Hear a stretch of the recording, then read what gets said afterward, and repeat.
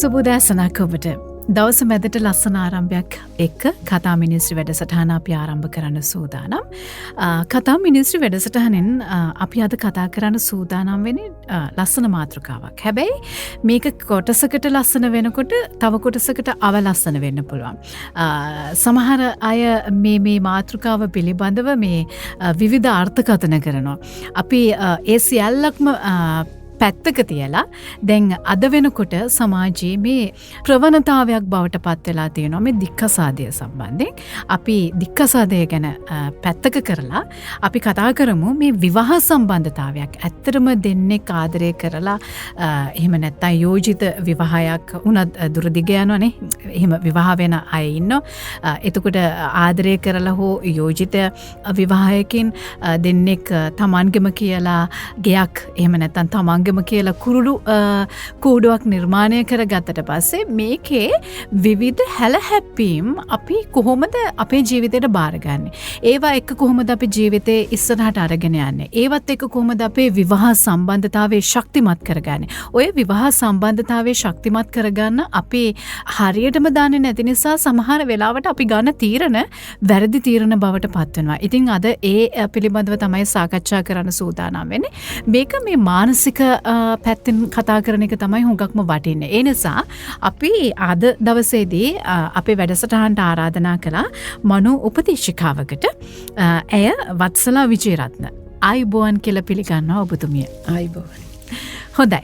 දැන් අපි මේ කතා කරන්නේ ලස්සන මාතෘකාවක්නේ. මං කියවනේ වැඩසටහන ආරම්භයේදීම මේක කොටසකට ලස්සනයි කොටසකට අවලස්සනයි කියලා.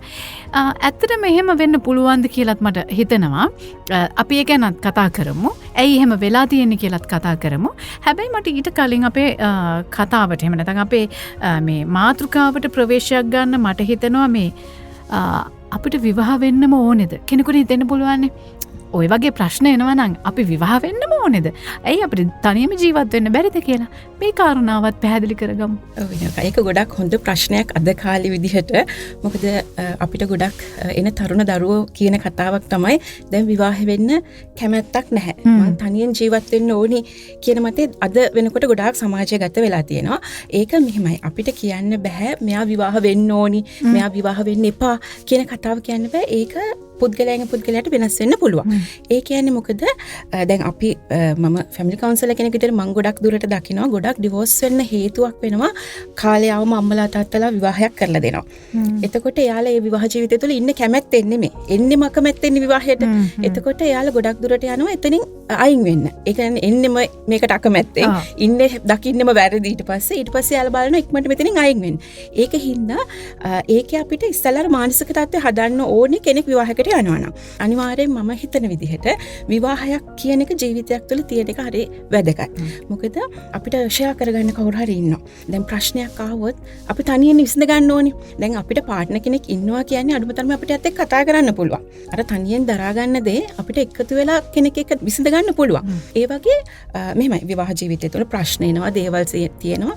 ඒත් එක්ක විවාහ ජීවිතය තුළ ඉන්න විදිය අපි ඒකම අපි ඉස්සරහට කතා කරමු. ඒ විදියට ඉන්නකොට මම හිතන්නේ හරි සුන්දර ගමනක් තමයි විවාහය කියලා කියන්නේ.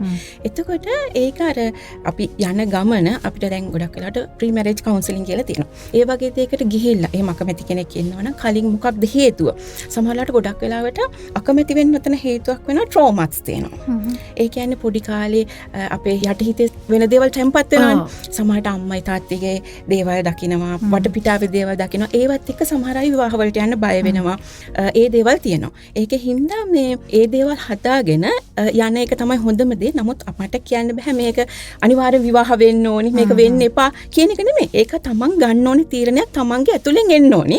ඒක ගන්න ඕනේ අර විදිහට අපි හරි විදිහට බලලා විවාහයකට යන්න කලින් දැන් ගොඩක් වෙලාවට අපි විවාහයකට යන්න කලින් දැන් වෙනකොට ප්ලෑන් කරන්නේ වෙඩින් එක කොහොමද කරන්නේ? ඒ දේවල් වලට යන්න කලින් අපි ප්ලෑන් කරන්න ඕනේ අපි මානසිකව කොහොමද යත් එක්ක ඉන්නේ කියන එක. ඒකත් එක්ක යනවා නම් මම හිතන්නේ විවාහය හරි සුන්දර ගමනක්. ඔව් දැන් ওই විවාහය නීරස වෙලා තියෙන්නේ අපිට අර හරිම පුද්ගලයා හම්බුනේ නැහැයි කියන කාරණාවත් එක්කනේ. අපි ඕකත් කතා කරමු. මං හිතන්නේ ඒක හරිම මේ වටිනවා. දැන් අපි ඇත්තටම දෙන්නෙක් සම්බන්ධතාවයක් ගොඩනගා ගත්තට පස්සේ ඔය සම්බන්ධයේ විවාහය දක්වා අරගෙන යන්න සුදුසුයි කියලා අපි තීරණය කරනවා නම් ඒ තීරණය කරන්නේ මොන සාධක එක්කද? මොන පදනමක ඉඳලාද අපි එහෙම තීරණය කරන්නේ? මෙහෙම දැන් ගොඩක් වෙලාවට අපිට දැන් එන ක්ලයන්ට්ලා කියන කතාවක් තමයි මම කැමති උනේ එයා අඳින පළඳින විදිහට. එයා මේ විදිහට කියලා අපි ගොඩක් වෙලාවට බාහිර රූපෙට කැමැත්තක් ඇති වෙනවා. ඒක හරි නෝමල් දෙයක්. අපි කෙනෙක්ව දැක්ක ගමන් අපිට ඇට්‍රැක්ෂන් එකක් ඇති වෙනවා, සම්බන්ධතාවයක් ඇති වෙන්න පුළුවන්. නමුත් එතනින් එහාට මම දකින විදිහට ගොඩාක්ම අපි ලස්සනම දේනේ අපි යාළුලා ඉන්න කාලේ පෙන්නන්නේ. ඒකෙදී අපි පෙන්නන්න ඕනේ අපේ නරකම පැත්ත. ගොඩක් වෙලාවට මම දකින දෙයක් තමයි කේන්ති යනක. අපි ගොඩාක් වෙලාවට කන්ට්‍රෝල් කරගන්නවා අපි යාළුලා ඉන්න කාලේ. අනේ මෙයා හරි හොඳයි. දැන් ගොඩක් වෙලාවට අපිට ඇවිල්ලා කියන එකක් තමයි බලන්න මෙයා බඳින්න කලින් මෙහෙම නැහැ. මෙයා බඳින්න කලින් මගේ ප්‍රශ්නෙත් තියෙනවා. මෙයා බඳින්න කලින් කිසිම විදිහකට මෙයාට තරහ ගියේ නැහැ. මේ බැන්දට පස්සේ තමයි ඔක්කොම කියලා කියනවා. මොකද අපි පෙන්නන්නේ අපේ හොඳම වර්ෂන් එකනේ බඳින්න කලින්. අපි ආව හම්බෙන්න යන්නේ කොහොමද හරි ලස්සනට ඇඳගෙන හොඳම පර්ෆියුම් එක දාලා ඒ විදිහටනේ අපි යන්නේ. එතකොට එතන තරහ ගියත් අපි පෙන්නන්නේ. අපි කොහොමද ඉන්නවා. ඊට පස්සේ අර එක ගෙදරක ඉන්න ගත්තම යාගේ අඩුපාඩු ඔක්කොම පේන්න ගන්නවා. අන්න එතන තමයි මම කියන්නේ ගොඩක් වෙලා සම්බන්ධතාවය කියලා තමන් වෙන්න. තමන්ව පෙන්වන්න තමන් මොන වගේද කියන එක අනිත් කෙනාට පෙන්වන එක තුලින් හරිම සාර්ථකව පෞල් ජීවිතයක් අරගෙන යන්න පුළුවන්. මොකද දැන් අර අපි අර ගොඩක් වෙලාවට අර යාළුලා ඉන්න කාලේ පෙන්වන චරිතෙත් එක්ක අර ඊට පස්සේ ඒක පොඩ්ඩක් එහෙට මෙහෙට වෙනකොට ඇවිල්ලා අපිට කියනවා මෙයා මං හිතපු කෙනා නෙමෙයි. මේ මං බලාපොරොත්තු වෙන චරිතේ නෙමෙයි. ඇයි මෙයා මෙහෙම වෙලා තියෙන්නේ? සමහරවිට බැඳලා අනිත් පහුවෙන්දම කියන අය ඉන්නවා. ඉතින් ඒකෙහිඳ මම හිතන්නේ යාළුලා ඉන්න කාලෙම තමන්ගේ නරකම පෙන්වන්න. නරක කියන්නේ තමන්ගේ තියෙන දුර්වලතා. තමන් තරහ යන්නේ කොහොමද? ගොඩක් වෙලාවට සමහර අය තරහ ගියාම හරිය නරක විදියට හැසිරෙනවා. ඒවට අපිට ඇඟ මැනේජ්මන්ට් තියෙනවා. ඒ දේවල් කන්ට්‍රෝල් කරගන්න විදිහ තියෙනවා. ඒව අපිට හදාගෙන යන්න පුළුවන් දේවල්. නමුත් විවාහයකට කලින් ඒ දෙන්න මේ දෙක දැනුවත් නම් හරි පහසුයි විවාහය ගෙනියන්න. දැන් මට මෙහෙම අදහසකුත් පහළ වුණා. දැන් ඔය විදිහට දැන් මේ තමන් ආදරය කරන ආදරවන්තී හෝ ආදරවන්තයා ඔය විදිහට තමන්ගේ හරිම ප්‍රතිරූපය පෙන්වන්නේ නැති අවස්ථාවකදී විරුද්ධ පාර්ශවයට පුළුවන් යව කේන්ති ගස්සන දේවල් කරන්න නේද? එයාගේ ඇත්ත ස්වරූපය අඳුනගන්න අපි ඒව කරනවා හරි අඩුයිනේ. එයාව තරහ ගස්සන්න හොඳ නෑ. ඒ කාලේ අපිත් දෙපැත්තෙම මේක තියෙනවා. ඔව් දෙපැත්තෙම බලනවා මේ වෙලාවේ ෂේප් එකේ ඉන්න ඕනේ, මම ලස්සනට ඉන්න ඕනේ, මං ගැන වැරදියට හිතයි. ඒක ඔක්කොම ඇත්තටම බැන්දට පස්සේ අනිත් පහුවෙන්ද නම් ඇත්ත රූපේන දාගෙන දැන් ඇත්තටම අපි යාළුලා ඉන්න කාලේ ගිහින් මුණ ගැහෙනකොට අපි අර ලස්සන විදියට මුණ ගැහෙනවා. විවාහයෙන් පස්සේ එයාව දකිනවා. ඒ කියන්නේ නයිට් ඩ්‍රස් එක පිටින් උනත් දකින්න. අර එතකොට හැම දෙයක්ම දකින්නකොට අර හැම දෙයකටම අපි ඔරොත්තු දෙන්න පුළුවන් විදිහට අර සම්බන්ධතාවය, මානසික සම්බන්ධතාවය හදා ගන්න ඕනේ. මොකද අර ඉමෝෂනලි අපි ඇටැච්මන්ට් එකක් තියෙනවා කියන්නේ එයා කොහොම දැක්කත් අපි යට කැමති. නැත්තම් දැන් ගොඩක් වෙලාවට එලා කියනවා මෙයා මෙහෙම අඳින්නේ නැහැ, මෙහෙම අඳින්න ඕනේ. මං කියන්නේ ලස්සනට අඳින්න එපා කියන එක. නමුත් අරයා කොයි විදිහට දැක්කත් අපේ කැමැත්ත නැති වෙන්නේ නැහැ. අපි ඉමෝෂනලි අපේ ඒ ඇටැච්මන්ට් එක තියෙනවා නම්. හැබැයි ඉතින් මේ ඇටැච්මන්ට් එකක් තියෙනකොට විවාහ ජීවිතය තුළ අවුරුදු 5ක් තමයි උපරිම අපිට ඔය ආදරයත් එක්ක යන්න පුළුවන්. එතනින් එහාට අපි යන්න ඕනේ කමිට්මන්ට් එක. ඒ කියන්නේ අපි කැපකිරීම එක තමයි යන්නේ. දැන් මගේ ජීවිතය ගත්තොත් මම මැරිකල් අවුරුදු 20ක් වෙනවා දැන්. ඒ එක්ස්පීරියන්ස් එකත් එක්කත් මට කතා කරන්න පුළුවන්. එතකොට අපි ආදරය කියන එක හැමදාම තියෙන්නේ නැහැ. ඒක හැඟීමක්. හැඟීම් කියනවා වෙනස් වෙනවානේ. අපි පුද්ගලයෙකුට කැමති වෙනවා අපිට එයා ඒ වෙලාවෙ දෙන අපි හැඟීමත් එක්ක. එයා දැන් කේන්ති ගිහින් අපිට නරක හැඟීමක් දුන්නොත් අපිටත් එයත් එපා වෙන දේවල් වෙනවා. එතකොට ඒ දේවල් හදාගෙන ආදරය අලුත් කරගන්න ක්‍රම තියෙනවා. ඒ කියන්නේ ඒකට වෙනම මෙන්න ආදරය අලුත් කරගන්න මට ඒ කාරණාවත් ඇත්තටම කතා කරන්න ඕනේ. දැන් ඔය අපි තව යාළු වෙලා ඉන්න කාලේදී අපේ අතින් සිද්ධ වෙන වැරදි අඩුපාඩු ඒ දේවල් මොනවා හරි තියෙනවා නම් අපිට හදාගන්න මං හිතන්නේ ඒකත් අපිට කතා කරන්න පුළුවන්. ඔව් අනිවාර්යෙන්. ඒ කියන්නේ මෙහෙමයි. අපිට දෙන්නෙක් ඉන්නකොට මං කියන්නේ මෙයා නරකයි කියලා අතාරින්න කියන එක. නමුත් Tamanට ගැලපෙන්නේ නැත්නම් සම්බන්ධතා 100ක් තිබ්බත් Tamanට කමක් නැහැ. දැන් ගොඩක් වෙලාවට අපි හිතනවානේ පළවෙනියට යාළුණා මම යාව මං මැරි කරන්න ඕනේ. ඕනෙමයි නැත්නම් මේක හරි නෑ. එහෙම හිතන්න එපා. මොකද මැරි කරාට පස්සේ එන ප්‍රශ්න වලට වඩා කලින් අතාරින එක හොඳයි. මම දැන් එන තරුණ දරුවන්ට උනත් කියන්නේ ඔයගොල්ලන් affairs පටන් ගන්න මේ. ඒ කියන්නේ මේ සෙල්ලමට යාළු වෙනවා කියන එක නෙමෙයි. Tamanට ගැලපෙන්නේ නැත්නම් එතනින් අයින් වෙන්න. එහෙම Tamanට ඉන්න පුළුවන් කෙනෙක් නම් මොකද දැන් ඇත්තටම පෞල් ජීවිතය තුළ අපිට 100% ගැලපෙන කෙනෙක් මොන ගහන්නේ නෑ. ඒක කොහොමත්ම වෙන්නේ නැති දෙයක් නේ. එතකොට කමිට්මන්ට් එකක් තියෙන්න ඕනේ. එක්කෙනෙක් 150 අපි මෙතෙන්ට එනවා. මෙතෙන්ට ඇවිල්ලා තමයි අපි ඉස්සරහට වැඩ ටික කරගෙන යන්නේ කියන තැන ඒ දෙන්නම ඉන්න ඕනේ. එතකොට අන්න එතෙන්ට එන්න ඒ දෙන්නගේ අඩුපාඩු හදාගෙන අඩුපාඩු තියෙනවනේ. දැන් ඇත්තටම අපි පුද්ගලික විදිහට ගත්තම ගොඩක් වෙලාවට අපිට එන අභ්‍යන්තර හැඟීම් දේවල් සමහර දේවල් වෙනස් කරන්න බෑ. දැන් ගොඩක් වෙලාවට අපිට ඇවිල්ලා කියනවා මෙයා බැන්දට පස්සේ වෙනස් වෙයි. එහෙම වෙන්නේ නැහැ. මොකද එහෙම වෙන්න නම් එයාම හිතලා වෙනස් වෙන්න. අපිට කාවත් වෙනස් කරන්න බෑ. එහෙම බලාපොරොත්තු වෙන්නත් බෑ අපි වෙනුවෙන් තව කෙනෙක් වෙනස් වෙයි කියලා නේද? එතකොට එයා කැමැත්තෙන් වෙනස් වෙනවා නම් ඒක හරි. එතකොට ඒ විදිහට වැරදි මොනවා හරි අඩුපාඩු තියෙනවා නම් ඒවත් හදාගෙන එහෙම ඉස්සරහට යන්න පුළුවන්. මොකද හැම දෙයකටම උත්තර තියෙනවා. උත්තර නැති ප්‍රශ්න නැහැ. ඒකින්ද අර කිසිම විදිහකට අර එන මානසික ප්‍රශ්නයක් වුණත් දැන් ගොඩක් වෙලාවට එක එක මානසික තත්ත්වයන් තියෙනවනේ. අපි හැමෝම එකම මානසික තත්ත්වෙ නෙමෙයි. ඒ හැමදේම අපිට විසඳගෙන යන්න පුළුවන්. නමුත් ඒක ගැන දැනුවත් වෙන්න ඕනේ. ඒක තමයි වැදගත්ම දේ. මොකද නැත්තම් ඒ දේවල් දන්නේ නැතුව විවාහයකට යනවා කියලා කියන්නේ ඊට පස්සේ ප්‍රශ්න තමයි බැඳපු දවසේ ඉඳලා. ඔව්. දැන් විවාහ ජීවිතයකට ඇතුල් වුණාට පස්සේ ඊළඟට මුහුණ දෙන්න තියෙන ප්‍රධාන කාරණාව තමයි සැකය කියන එක. ඊට පස්සේ අනියම් සම්බන්ධතා කියන කාරණාව. මොකද මේක සමාජයේ දැන් ඕනෑ තරම් තියෙනවා. මම සැකය ගැන පොඩ්ඩක් අහන්නම්. ඇයි සැකයක් එහෙම තමන් ඇත්තටම ආදරය කරලා එතකොට තමන් දන්න කියන කෙනෙක් ඇයි එහෙම සැක කරන තැනටපත් වෙන්නේ? ඔය සැක කිරීම එනවා ඉරිෂාවත් එක්ක. ඉරිෂාව කියන්නේ අනිවාර්යයෙන්ම සම්බන්ධතාවයක ඉරිෂාවක් ඇති වෙනවා. ඒක සාමාන්‍ය හැබැයි හරිම ඒ කියන්නේ ඒක මධ්‍යම පන්තියේ තියෙන දෙයක්. ඒ කියන්නේ ඕනවට වඩා තියෙන ඉරිෂාවත් එක්ක එන ඔය සැකයක් නෙමෙයි. කියන්නේ දැන් ගොඩක් වෙලාවට ඕක අපි මොබිඩ් ජෙලසි කියන තත්වයකට එනකල් එන අවසනීප තත්ත්වයක් තියෙනවා. නමුත් ඒ තැනට එන්නේ නැතුව දැන් කෙනෙක් තමන්ගේ ගර්ල්ෆ්‍රෙන්ඩ් දිහා බැලුවම පොඩ්ඩක් ඉරිසියා හිතෙනවා. තමන්ගේ පිරිමි ළමයා කාට හරි ඕනේ දැන් මොකක් හරි රියැක්ට් එකක් මොනවා හරි දැම්මොත් මෙයා මෙයාට දැම්මනේ කියන ඒක හරි සාමාන්‍ය. ඒක තියෙන අර අහිමි වෙයි කියන බය ඒ දේවල් එක්ක සාමාන්‍ය ඉරිෂාවක් එන්න පුළුවන්. නමුත් ඊට එහා යනවා නම් ඒක පොඩි ප්‍රශ්නයක් තියෙනවා. ඒ කියන්නේ අසාමාන්‍ය විදිහට ෆෝන් චෙක් කරනවා නම් එතනින් කොහේ යන්නේ තැන් ට්‍රැක් කරනවා නම් ඒ කියන්නේ එහෙම වෙන්න ඕනේ සම්බන්ධතාවයක් තුලදී. මොකද සම්බන්ධතාවයක් තුලදී නිදහස දුන්නම තමයි ඒ සම්බන්ධතාවය රැකෙන්නේ. එතකොට ඒකත් එක්ක ඔය සැකය කියන එක ඔය අපි ගත්තොත් දැන් ඒ සැකය වුණත් අර වගේ මොකක් හරි දෙයක් හින්දා සැක හිතෙන එක වෙනම දෙයක්. නමුත් අසාමාන්‍ය ලෙස සැකයක් වෙනවා නම් ඒක ඇවිල්ලා ඒක මානසික රෝගයක් විදිහට තමයි අපි ගන්නෙ. ඊට පස්සේ ගොඩක් වෙලාවට දැන් වෙනකොට ගොඩක් ඒ තත්ත්වය අපිට හම්බෙනවා. මම නිකන් උදාහරණයක් කියන්නම්. එක පවුලක් තිබ්බලු දැන් මැරි කරලා ඒ හස්බන්ඩ් වැඩට යනවා කියලා ගිහිල්ලා එයා හැංගිලා බලාගෙන ඉන්නවා. ඒ කියන්නේ මේ කවුරු හරි වයිෆ් හම්බෙන්නේ නැවද කියලා. අර ඒක හරි අසාමාන්‍යයි. ඒක අසනීප තත්ත්වයක්. ඉතින් එච්චර දුර යන්න ඕනේ. සැකය කියන එක මං කියන්නේ සැකය කියන එක එන්න හොඳ නැහැ. පෞල් ජීවිතයක් තුළට ඒක ආවොත් මොකද එකපාරක් සැකේ ආවොත් ඒක දිගේ පස්සේ ගොඩක් අය යනවනේ. ඒක පස්සේ යනවා. ඉතින් මං හිතන්නේ මේ දෙන්නට තමන්ගේ අර පර්සනල් ස්පේස් එක කියලා කියන්නේ මේ ඕනවට වඩා තමන් ආත්මාර්ථකාම වෙලා තමන් ගැන විතරක් හොයනවා කියන එක නෙමෙයි. එතනදී තමන් අනිත් කෙනාව විශ්වාස කරන එක. දැන් ෆෝන් එක උනත් බලන්න නැති තැනට තමන් එයා විශ්වාස කරන්න ඕනේ. හැබැයි අනිත් පාර්ශ්වයත් ඒ පැත්තෙන් විශ්වාසය දෙන්න ඕනේ. එහෙම නැතුව මේ සමහර වෙලාවට ඔය සැකේ කියන එක ගොඩක් වෙලාවට එන්නේ ගෑනු පාර්ශවය තමයි අපිට අවිල්ලා කියන්නේ මට සැකයි. ඉතින් ඇත්තටම හොයලා බලනකොට ඉතින් සමහර ඒවා සාධාරණ සැක තියෙනවා. සමහර ඒවා හරි අසාධාරණ දේවලුත් තියෙනවා. ඉතින් ඒකින්ද සැකේ නැති වෙන්නේ විශ්වාසය හදා ගන්න ඕනේ. ඒකත් අර මං කිව්වාගේ අර මානසික සම්බන්ධතාවය තුලින් තමයි ඕක අපිට ඇති වෙන්නේ. පොඩි හරි සැකයක් එන්නේ නැති වෙන්න දෙපැත්තෙම වගකීමක් තියෙනවා ඒක රැකගන්න එක. මං හිතන්නේ දැන් ඔය අපි විවාහ ජීවිතයට ඇතුළු වුණාට පස්සේ අපේ මේ අර සැහැල්ලුවෙන් හිටපු කාලේ ටිකක් අමතක කරනවා.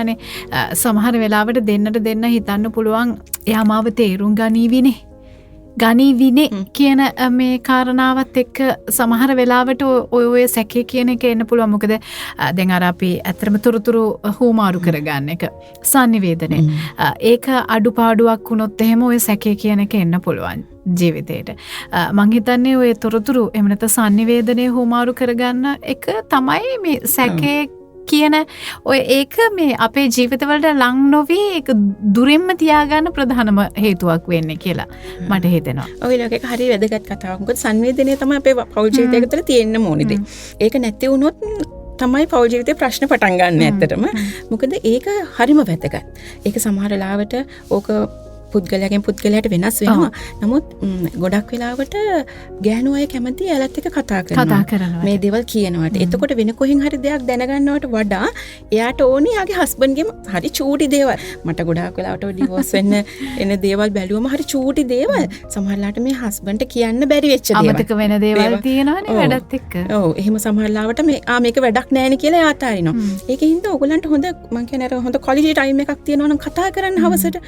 වැඩට ආවම පොඩි වෙලාවක් ඔය දෙන්න කතා කරන්න. විවාහ ජීවිතය තුළ හරි වැදගත් ඒ සංවේදනය. එතකොට එයා සමහරලා වෙලාවට අර මගේ ඇරිච්ච දේවල් ඒ වෙලාවෙදි කියවෙන්න පුළුවන්. එතකොට වයිෆුත් බලාගෙන ඉන්නේ උදේ ඉඳන් හවස වෙනකල් මේ එනකල් මේ දේවල් ටික කියන්න.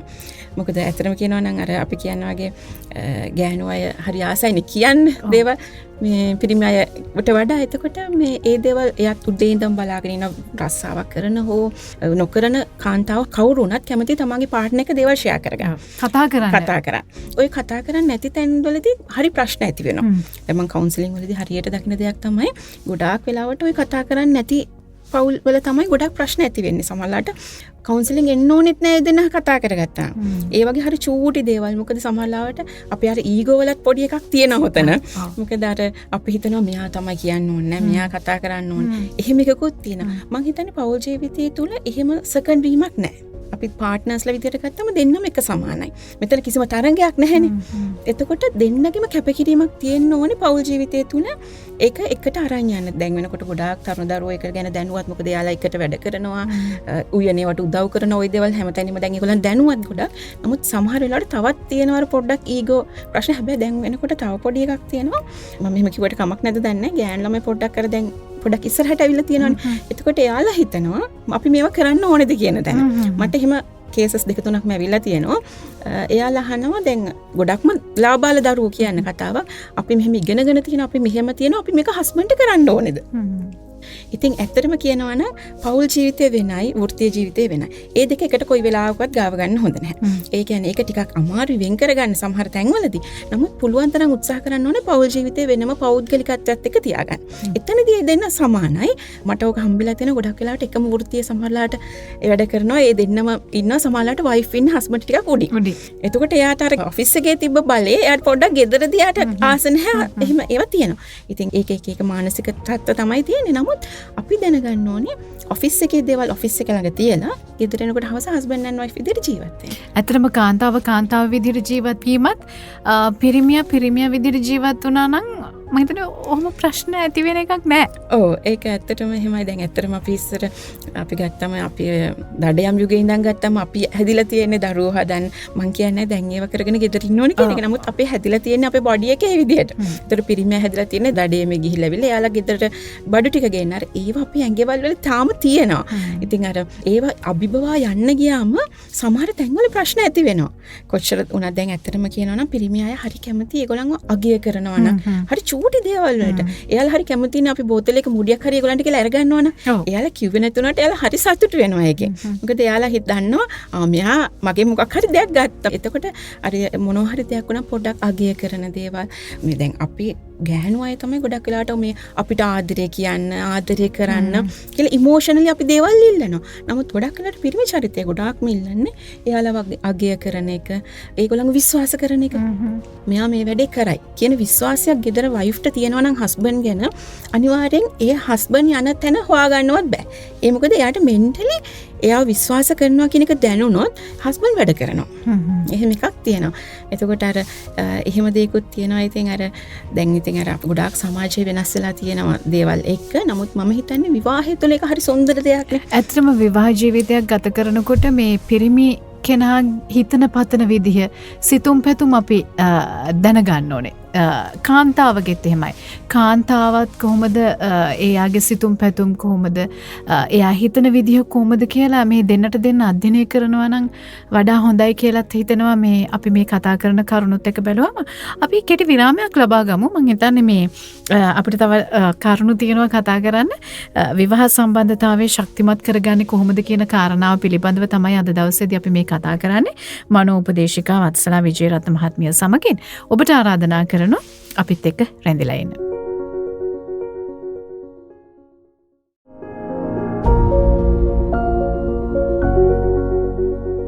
හොඳයි ඔබ නැවතත් කතා මිනිස්ත්‍රි වැඩසටහනත් එක්ක එකතු වෙන්නේ දවස මැදට ලස්සන ආරම්භයක් අරගෙන. අද අපි ඔබ මුණ ගැහෙන්නාව මේ විවාහ සම්බන්ධතාවයේ ශක්තිමත් කරගන්නේ කොහොමද? අපි ඇත්තට මේ මාතෘකාව පිළිබඳව කතා කරන්නේ දැන් වර්තමානය ගත්තොත් එහෙම වර්තමාන සමාජයේ මේ දික්කසාද වීම ඇත්තටම වැඩි වෙමින් පවතින කාලයක තමයි අපි මේ මාතෘකාව කතා කරන්නේ. මනෝපදේශිකා වත්සලා විජේරත්න මහත්මිය සමගින් අපි මේ විරාමයට පෙර ආතුව කතා කළා මේ අපිට තනියම ජීවත් වෙන්න බැරිද, අපිට විවාහ වෙන්න ඕනේද, එතකොට මේක විවාහයට සුදුසුයි කියලා අපි කොහොමද තීරණය කරන්නේ වගේ කියන කාරණාවන් පිළිබඳව, ඒ වගේම සැකේ කියන එක අපේ ජීවිතවලට කොහොමද බලපාන්නේ කියන කාරණාව පිළිබඳව කතා කළා. ඊළඟට සමාජයේ දකින්න තියෙන ප්‍රධානම කාරණාවක් තමයි මේ විවාහක දෙන්නෙක් අතරට තෙවැනි පාර්ශවයක් පැමිණීම. මම හිතන්නේ අපි මේකට සමාජයේ කියනවා මේක අනියම් සම්බන්ධතාවයක් කියලා. මම හිතන්නේ මේ වගේ සම්බන්ධතාවයක් එහෙම නැත්නම් මේ දෙදෙනෙක් අතරට තෙවන පාර්ශවයක් පැමිණීම, මේ දෙන්නෙක් අතරට හිඩසක් එකතු වෙන්න මම හිතන්නේ ඇයිද කියන කාරණාව අපි හොයලා බලන්න ඕනේ. මොකද දැන් දෙන්නෙක් විවාහ වෙන්නේ ඇත්තටම දැන ඇඳුනුම් කමින් අනෙත් කෙනාගේ සිතුම් පැතුම් මොනවද කියලා අඳුන ගමින්.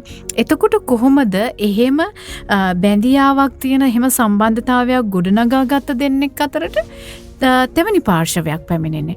අපි ඒක ගැනත් කතා කරමු. මොකද සමාජයේ වැඩිපුර කතා කරන්න අකමැති.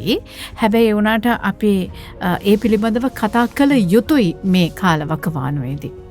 ඇත්තම ඒකත් හොඳ ප්‍රශ්නයක් නෝකා. මොකද මේ අනියම් සම්බන්ධතා කියන දේවල් අද වෙනකොට ගොඩාක් සමාජය තුළ කතා කරන බහට ලක්වෙන මාතෘකාවක්. මෙතනදී අපි දැනගන්න ඕනේ අපි මම ඒක හරි හෝ වැරදි කියනවා නෙමෙයි. නමුත් අනියම් සම්බන්ධතාවයකට යන්න කෙනෙක් පෙළඹෙන්න තියෙන හේතු තියෙනවානේ. අන්න ඒ හේතු අපිට පුළුවන් නම් අවම කරගන්න මම හිතන්නේ අපි විවාහ ජීවිතයක් තුළ සාර්ථක වෙනවා. ගොඩක් වෙලාවට මම දකින කාරණාවක් තමයි ගැහණු කෙනෙක් ගත්තම එයාලා හරි ආසයිනේ ඒගොල්ලන් කියන දේවල් අහගෙන ඉන්නේ. මම මේක මං කිසිම නමක් ගමක් කියන්නේ නැතුව මගේ මේ අත්දැකීම් එක මේ කතා කරන්නේ. මට එක ආයතනයක ලොකු හොඳ උසස් නිලධාරිනියක් එනවා.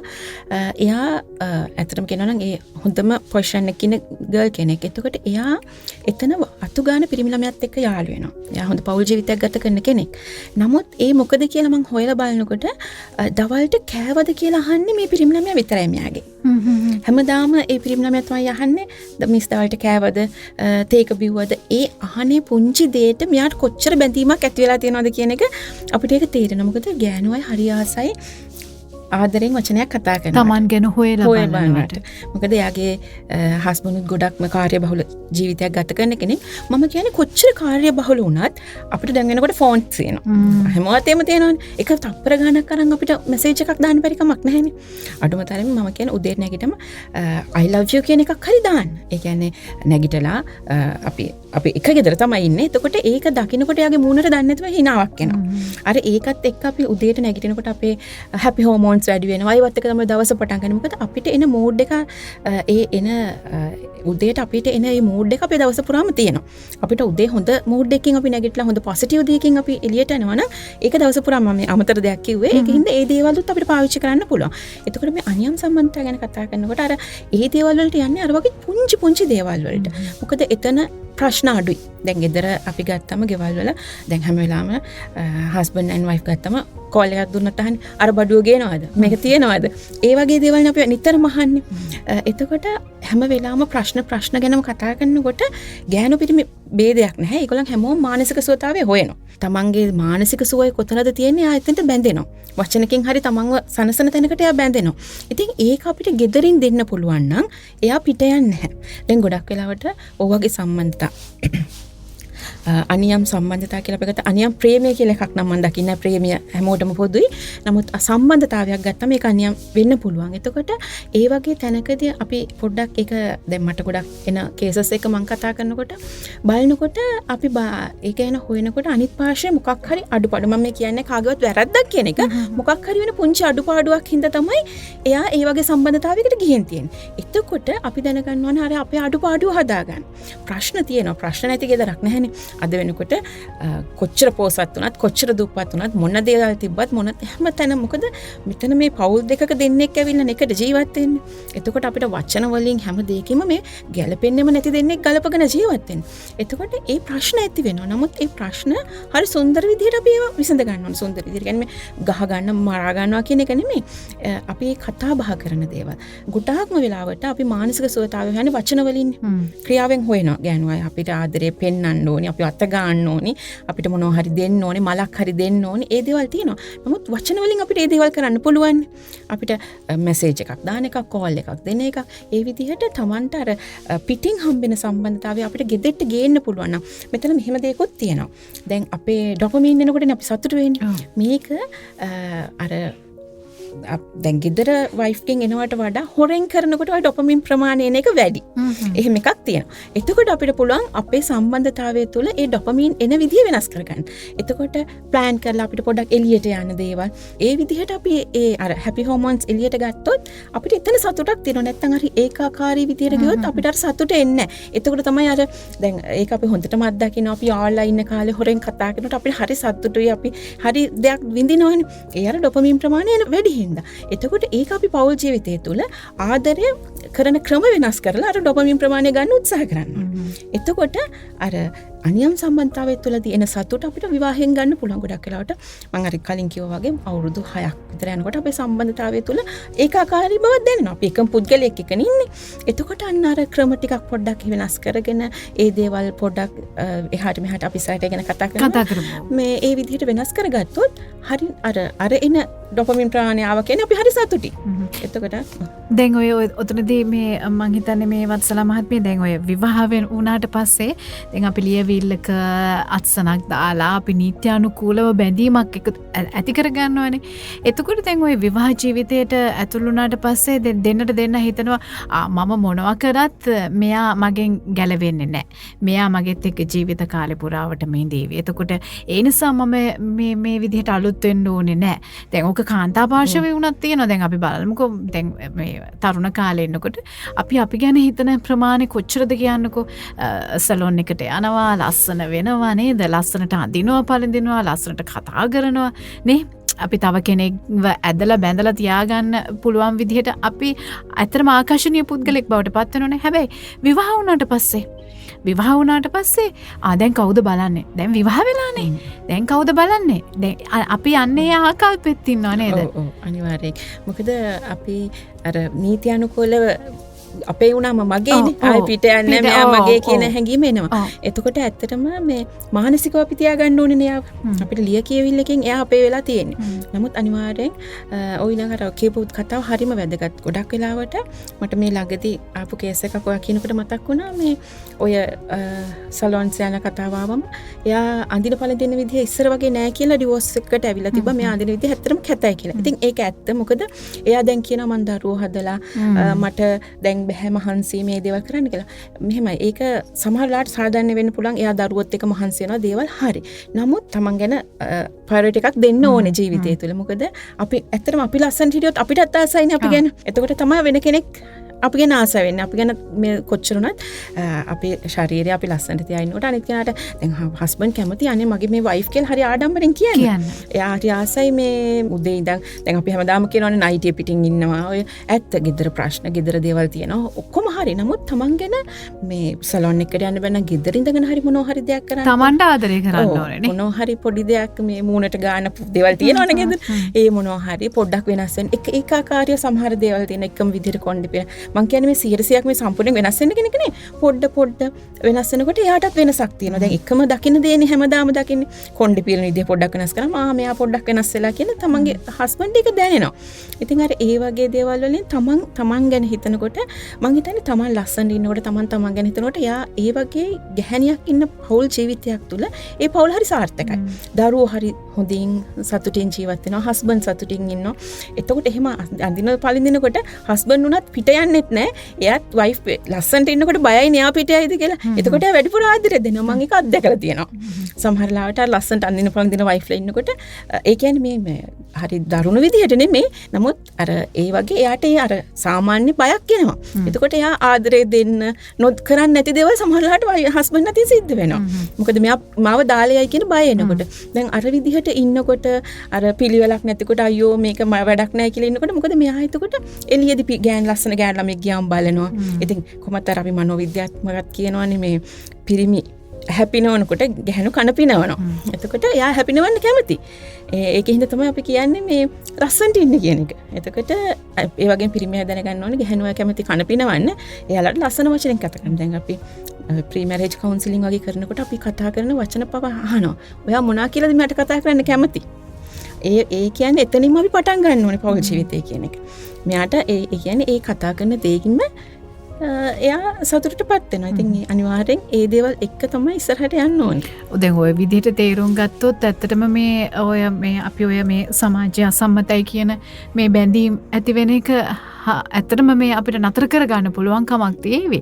මොකද මේ දැන් ඇත්තටම මේ ගත්තොත් එහෙම දෙන්නෙක් අතර තෙවැනි පාර්ශවයක් එකතු වීමත් එක්කනේ ඔය මේ මෙච්චර ප්‍රශ්න ගොඩක් ඇති කරන්නේනේ. මොකද විවාහය දික්කසාදය දක්වාම මේ අරගෙන යන්නේ සමහර විට ඔය තෙවැනි පාර්ශවය වෙන්න පුළුවන්. ඉතින් තෙවැනි පාර්ශවයක් Tamanගේ පෞල් ජීවිතයට එකතු කරගන්නවද නැද්ද කියන එක ඔබ දෙපළගේ අතේ තියෙන කාරණාවක්. දැන් ඕක මෙන්න මෙහෙම සිද්ධ වෙන්න පුළුවන් කියන කාරණාව තමයි අපි මේ පැහැදිලි කරන්නේ. අනිවාර්යයෙන්. ඉතින් ඒ කරුණු ඇත්තටම අපි මේ අධ්‍යයනය කරන්න ඕනේ. මොකද අපි හුඟක් වෙලාවට මේ පුංචි දේවල් ලොකු කරගෙන ඔය අර අපි මුලින් කතා කරා වගේ sannivedanaය දෙන්නත් එක්ක කතා කරලා විසඳ ගන්න පුළුවන්. දැන් ඒව විසඳ ගන්න අපි වෙලාවක් හරි වෙන් කර ගන්න ඕනේ. අනිත් කාරණාව තමයි මම හිතන ඔබතුමිය සඳහන් කරා මේ අර එකම විදිහට ගත වෙනකොට පොඩක් අර ඒකට වෙනසක් ආදරයට වෙනසක් එකතු කරගන්න දෙන්නත් එක්ක එළියට යන එක ඒව හරි වැදගත් කියලා හිතෙනවා. අපි හිතුවට මේවා හරි බොළඳ බාල වැඩ කියලා. ඒක අත්විඳිනකොට තමයි තේරෙන්නේ නෑ මේකෙන් අපි කොච්චර මානසික තෘප්තියක් ලබනවද කියලා. මේ දැන් ඔය කරුණු කියනකොට ඇත්තටම අපේ ජීවිත ගැන වුණත් අපි මේ අපි ආවර්ජනය කරනවානේ. මේ මගේ ජීවිතේත් මෙහෙම තිබුණා මෙහෙම මම මෙහෙම කළා එතකොට මටත් මෙහෙම වුණානේ කියලා එහෙම කියනවා. දැන් ඔය කාරණාවේදී තව පැත්තක් ඉස්මතු කරන්න පුළුවන්. දැන් අර අපි කිව්වනේ කාන්තාව හරි ලස්සනට ඉන්න මේ එක මේ පිරිමියා කැමතියි කියලා සාමියා කැමතියි කියලා. හැබැයි සමහර සැමියෝ ඉන්නවා ඒක වැරදි විදිහට දකින. අපිට ඒ පැත්තත් කතා කරන්න පුළුවන්. මොකද සමාජයේ මම අහලා තියෙනවා දැකලා තියෙනවා සමහර කාන්තාවෝ කියනවා නෑ මම ලස්සනට හිටියට මගේ හස්බන්ඩ් එක මේ මාව එතකොට සැකයි. මම හැම වෙලාවෙම ලස්සනට ඉන්නවා. මම සැලොන් එකකට ගියත් මම ලස්සන වෙනවා. මම ලස්සනට අඳිනවා පළඳිනවා. ඒක මගේ හස්බන්ඩ් ටිකක් වෙනස් විදිහකට තමයි මගේ දිහා සැකෙන් තමයි බලන්නේ. එහෙම පුද්ගලයොත් අපේ අතර ඉන්නවා. ඒ පිරිමි ගැනත් අපි කතා කරමු. මොකද එතකොට ඒ අයට මොනවද අපි දෙන්න ඕනේ උපදෙස් වගේ දෙයක් අපිට කතා කරන්නත් පුළුවන්. ඊළඟ කාරණාව තමයි දැන් ඔය දැන් අවුරුදු ගාණක් එක දිගට අපි ජීවත් වෙනකොට අපිට දැනෙනවා නම් මේ එකම විදිහට තමයි අපේ ආදරය ගලාගෙන යන්නේ කියලා. අපිට බැරිද ඔය ආදරය අලුත් කරගන්න? දවසින් දවස අපිට ආදරය අලුත් කරගන්න ක්‍රම නැද්ද? ඔව් ඒක ඇත්ත. දැන් අර ඉනකෝ කිව්වා වගේ අර වගේ පර්සනැලිටිස් තියෙන්න පුළුවන්. සමහරලාට හස්බන්ඩ් කැමති නැහැ. මටත් ඒ වගේ අවස්ථා හම්බෙලා තියෙනවා. එතකොට අපි බලන්න ඕනේ හස්බන්ඩ්ගේ පැත්තෙන් කතා කරලා මොකක්ද එයාගේ තියෙන ප්‍රශ්නේ කියන එක. ගොඩාක් වෙලාවට එයාට තියෙන මොකක් හරි ඉන්සිකියුරිටි මොකක් හරි එහෙම ඒ කියන්නේ එයාගේ බයක් තියෙනවා. සමහරවිට පරණ වෙච්ච සිදුවීමක් එක්ක තමයි ආයේ බය අරගෙන ඉන්නේ. සමහර වෙලාවට වෙනස් කරන්න බැරි සිදුවීම් උතන තියෙනවා. වෙනස් කරන්න බැරි පුද්ගලයෝ ඉන්න. සමහර ගොඩාක් දුරට මම අත්දැකලා තියෙනවා. එයාලත් එක්ක අපිට කතා කරලා විසඳ ගන්න පුළුවන්.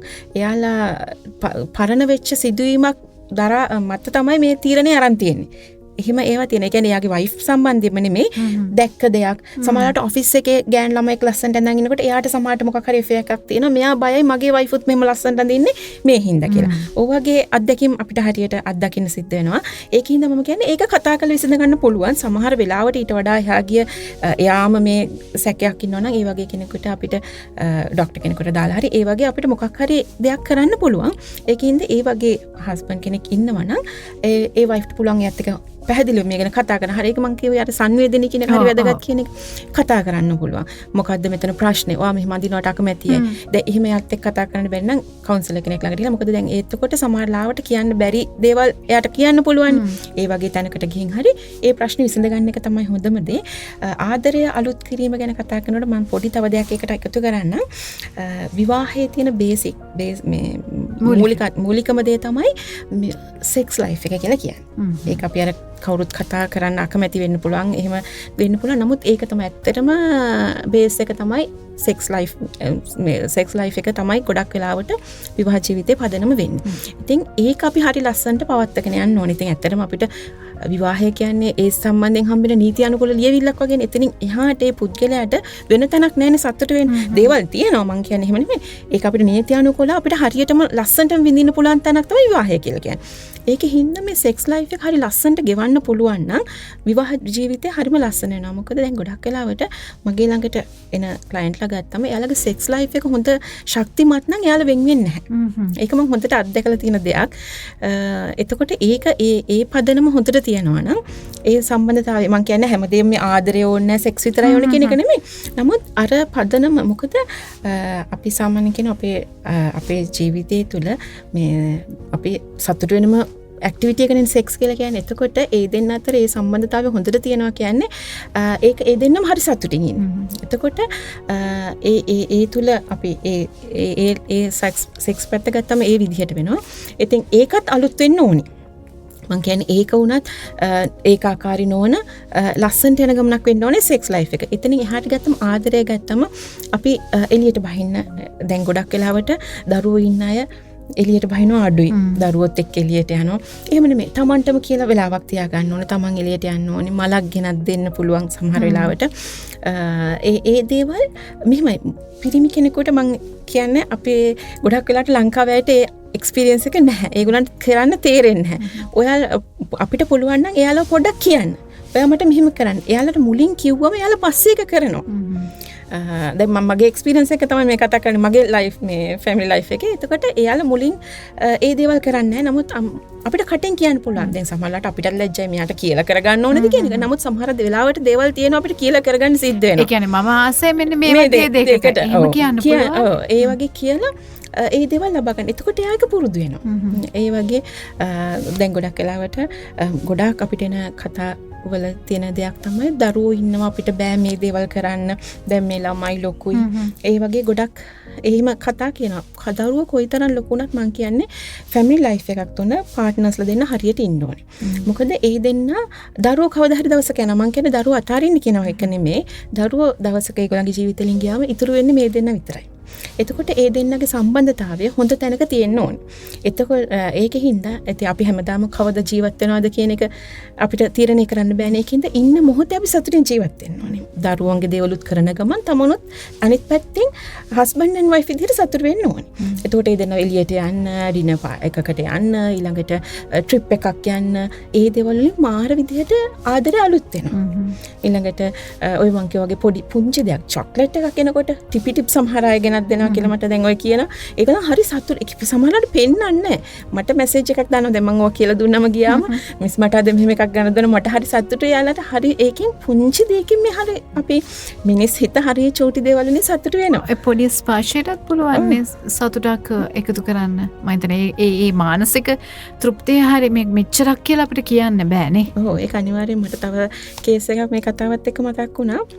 මගේ ළඟට ආව ඩිවෝස් වෙන්න දෙන්නෙක්. ඒකට මං කිව්වා හරි අද ඔය දෙන්න අයිස්ක්‍රීම් එකක් කකා ඒ දෙන්න යාළුලා ඉන්න කාලේ ගිය පාරක් තියෙනවා. ඔය දෙන්න ඔය පාර දිගේ ගිහින් හවසට එන්නකො මං මේ ඒගොල්ලන් ටිකක් දුර පළාතක මෙහෙ තමයි ඉගෙනගෙන තිබ්බේ. ඒ පාරේ අයිස්ක්‍රීම් එකක් කාලා ගිහිල්ලා ඔයාලා හවසට ඇවිල්ලා මම හම්බෙන්නකෝ කියලා මං කිව්වා.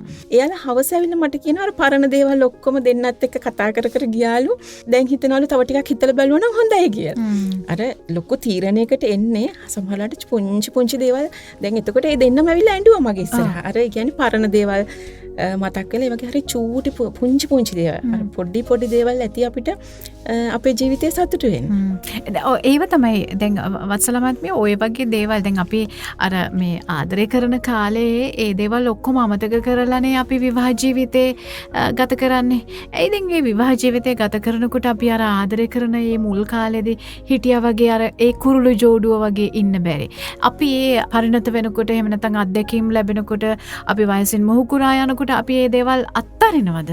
මෙහෙම එකක් තියෙනවා. අපිට ප්‍රශ්න අඩු වෙන ගොඩක් වෙලාවට. අපි යාළුවලා ඉන්න කාලේ හම්බෙනවා, මුණ ගැහෙනවා, කතා කරනවා.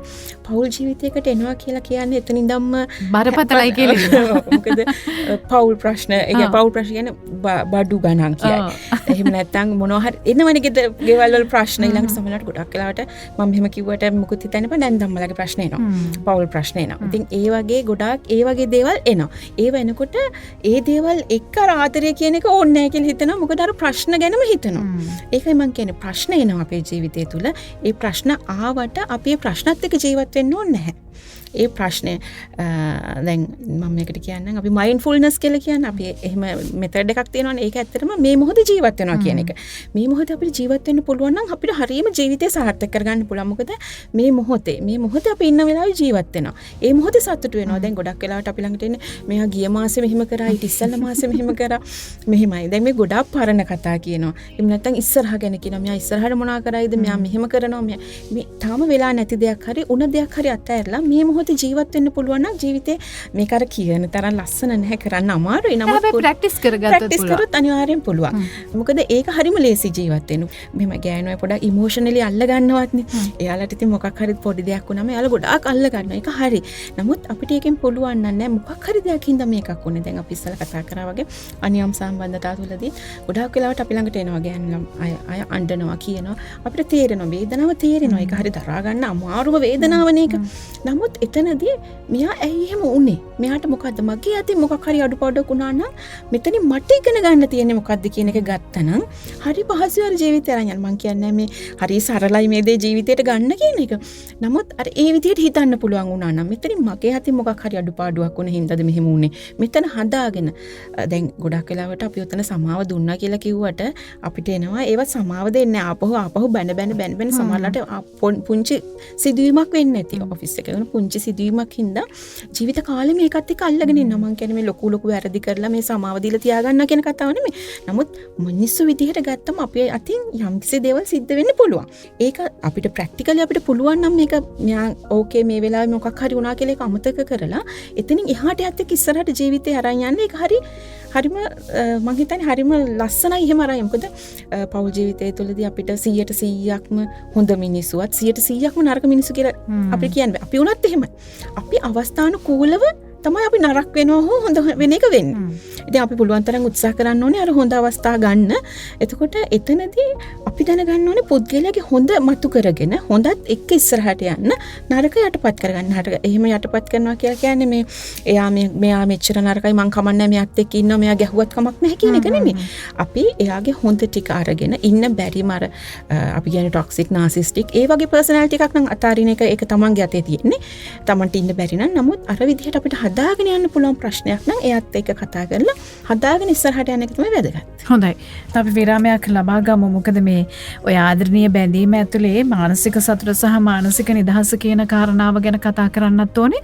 ඔබතුමිය ඔය සඳහන් කරපු ටොක්සික් පුද්ගලයන් ගැන කතා කරන්නත් ඕනේ. අපි ඉක්මනින්ම විරාමයක් ලබා ගමු. විවාහ සම්බන්ධතාවයේ ශක්තිමත් කරගන්නේ කොහොමද කියන කාරණාව පිළිබඳව තමයි අද දවසේදී අපි මේ සාකච්ඡා කරමින් ඉන්නේ මනෝපදේශිකා වත්සලා විජේරත්න මහත්මිය සමග.